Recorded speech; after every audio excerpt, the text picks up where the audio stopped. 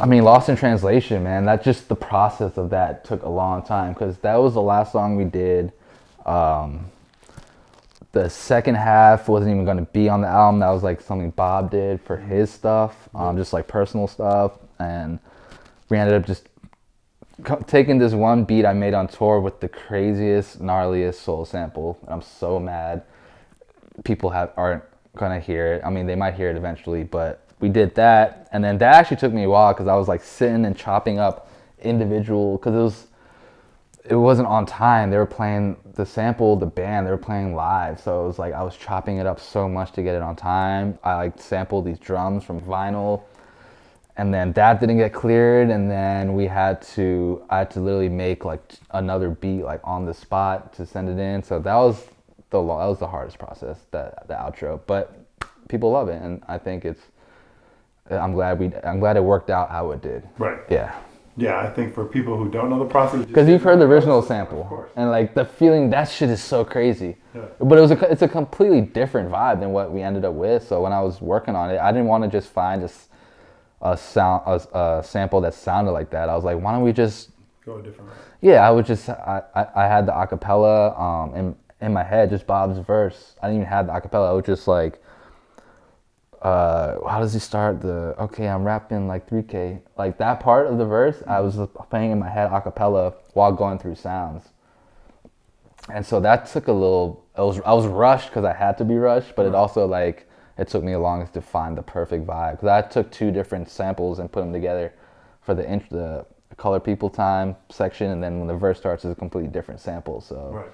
And then the third part, so it was a whole process. So Lost in Translation, like I'd love to go through the beat, but it's in like 4 different places because there's a lot of sample stuff and different versions and arrangements I had to do, and was like traveling all over the place. Yeah, Lost in Translation was a trip because it's like you left Tokyo, thinking that song was done. Yeah, you headed to Maryland for your pop's birthday, and then all of a sudden, you must have got a call or something that. Well, actually. Rewind. We didn't have that outro. We had a different outro altogether. That's right. I didn't even know that this beat was going to be on the project at all. I just get a call. So I leave Tokyo to go home to Maryland to see my parents, and then I get a call like, "Yo, Hit Harrison just wrote a crazy." Logic hit me. He was like, "Yo, just wrote a crazy verse to that beat. Hit Harrison, tell him the sample info, blah, blah, blah." And I was like, oh, snap. I don't have my old laptop. It's the most rare, obscure sample ever. So I was it was my dad's 60th birthday that day. So I was like full family in the house, like all my aunts and uncles. And I was like stressing out because I was like trying to, on YouTube at lunch, like looking up, trying to find the sample, like going through like my sample playlist. Couldn't find it. It was like the biggest deal to like try to clear it. Harrison ended up hitting up one of his homies. He ends up finding the sample, and I'm like, all right, bet, cool. Like once I get back to Maryland in 2 days, or get back to LA in 2 days, I'll send you the stems. But let's just get on where your other laptop was at. Let's just get on the sample clearing process. Like we know the sample, and I spent all day finding it. We find it. Logic calls me and was like, hey man, like sorry man, like this sample couldn't get cleared. And this was like. Man, this was like 2 a.m. like my time, you know what I mean? And it was late, and no, actually, it was all cool in Maryland. There was a sample, the sample was sent out to the people. I land in LA, back home, like, oh man, finally home. Logic calls me, he's like, hey man, like the sample couldn't get cleared. What else you got? I was like, what? He's like, yeah, what else you got? Like, we gotta do an outro. And so I was like, all right, give me 20 minutes. I was just like, sitting at home, going through a bunch of soul samples, and I was like, why am I doing that? Because I'm going to find another soul sample and then try to clear it, and then we can't get it cleared. So then I hit up one of my producer homies that I just linked with, 2 of them, G Coop, who works with like Jake One a lot. He's a great guitar player, does a lot of sample interpolating and stuff like that. So I hit him up. He sent me a batch like the day before.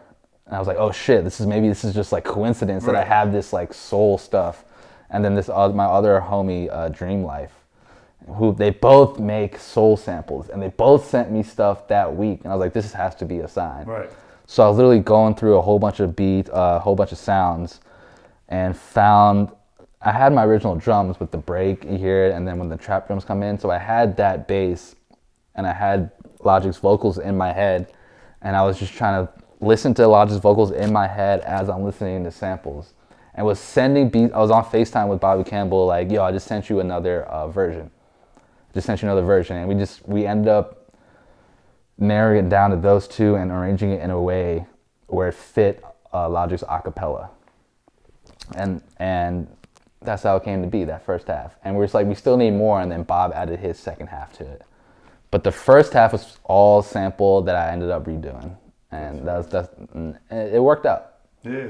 And people seem to love it, so I think it's actually a blessing that it worked out that way, because the sample is dope, but we gotta go about that a different way, I think, and I think it's all gonna work out for a reason. But that was a stressful 2 days, 3 days, you know what I mean, to get it done, just because of the samples. But it was cool. Yeah. It literally pushed me to be like, damn, like no matter what circumstances, like I'm gonna push through and get it done. Like that showed me like I can get it done. Like if I need to get it done, I'm gonna get it done.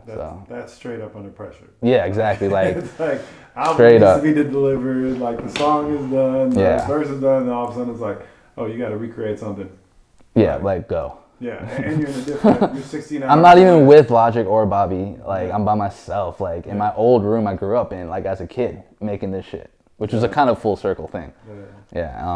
But yeah, shout out to Bobby Campbell and Logic for working with work. We were all on calling each other and getting it done, and got it done. Yep. Just like Bobby Campbell was literally heading to the airport like 30 minutes later, and he was like last minute mixing it and sent it out. And yeah, even like Wannabe couldn't clear that sample, so I wish I was in Tokyo to help, but it was just Logic, and he just pulled out this little. He just told me the story. He pulled out this little keyboard and just played the brr, brr, brr, and then and so the sample on Wannabe was crazy.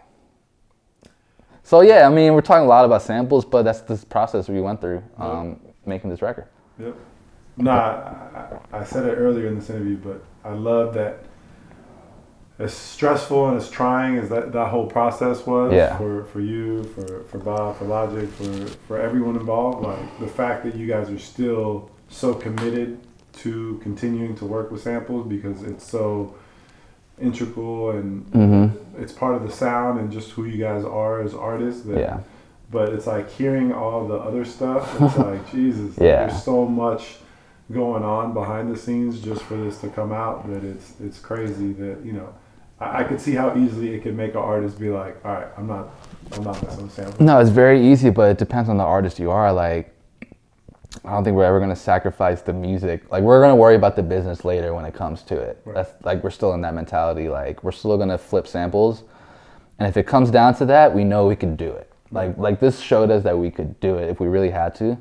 But we're still going to do it, yeah. And when the business comes, we'll handle that. But if not, we're cool. Last track we're breaking down for this project is one of my favorites. Yes, me too.